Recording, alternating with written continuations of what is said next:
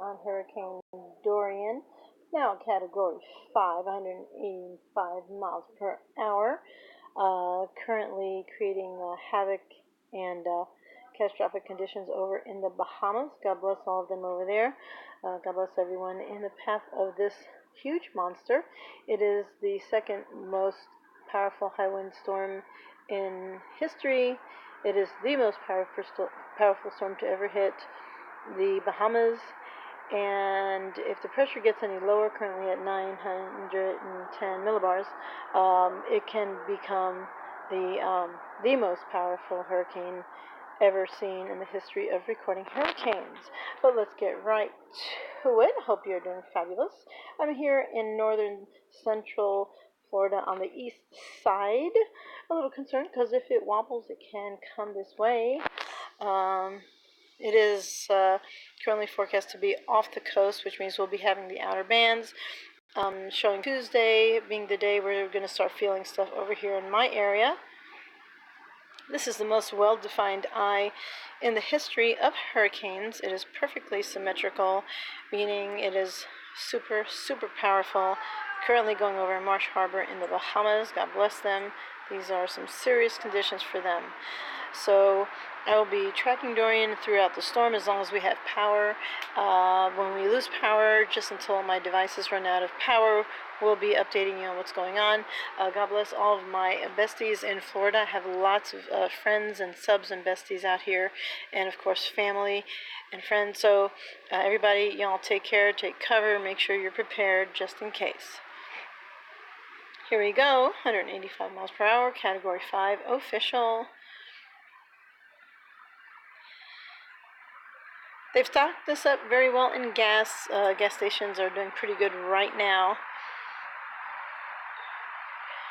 All kinds of power trucks have been on their way to Florida. I was passing them on the highway, and it is real. They are pretty well prepared. Track is showing to go up the east coast. Forecast, most of the models show the eye off the coast, but as close as 20 miles from our coast, which would be kind of devastating because the outer bands will be terrifically powerful.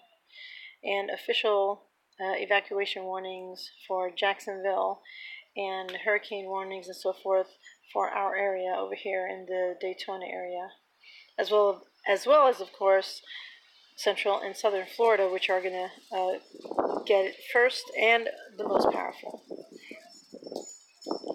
Here it shows in the cone of probability, the red area being the most dangerous with the higher winds, going all the way up the coast there, including us over here in the northern, eastern, central Florida. This is a picture of the Bahamas. In the middle there is a car, and the water is way up. You can see on the doors. They were having quite a vicious situation there. 910 millibars. Here we go. Also, in the last couple hours, the hurricane has grown larger, which is probably, not a good sign. We're up here in the upper left portion of that graphic there. Most intense Atlantic hurricanes, 190 miles per hour. Allen, second only to Allen, is 185 miles per hour. Dorian, Wilma, Gilbert, and the Labor Day hurricane.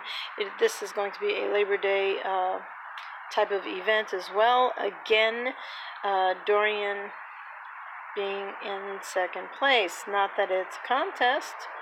Irma was pretty serious, 180 miles per hour, and of course that thing was ginormous. This is what it would look like if the eye gets to be within 20 miles of our coast, which would be a horrendous, potentially catastrophic, even though the eye is off the coast.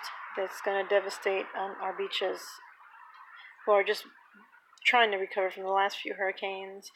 145 flights, wow, I can't talk, canceled. But they did open up some flights in Orlando, I guess, to give some people a chance to get out of here. That's going to change. This is a beautiful picture of the sky. However, those clouds you see is one of the hurricane flights, they drive through the hurricane to monitor the speed and so forth. They took a picture from inside the hurricane looking up at the sky. So that's what it would look like if you were in the eye of the hurricane, like, Toto and Dorothy and all that. Here's another satellite image of the actual size of the storm, which is very impressive. Here's another one. Kind of scary pictures there. That's the virtual track at this time. Another scary picture of how close it's actually getting. Currently on the right, you see it in the process of devastating the Bahamas. God bless all of them over there.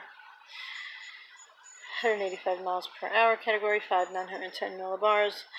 Due west at 5 miles per hour, due to start churning after it clears the Bahamas. Tuesday is when we're going to start feeling things here on our side. And a good thing, it looks like it's going to totally miss Miami, which is really great because they took a big hit on Irma. That is the Bahamas. About 2 hours ago, 2 or 3 hours ago, they were showing these pictures. That is water, and this is a second-story stairwell there, and that is water just roaring through there.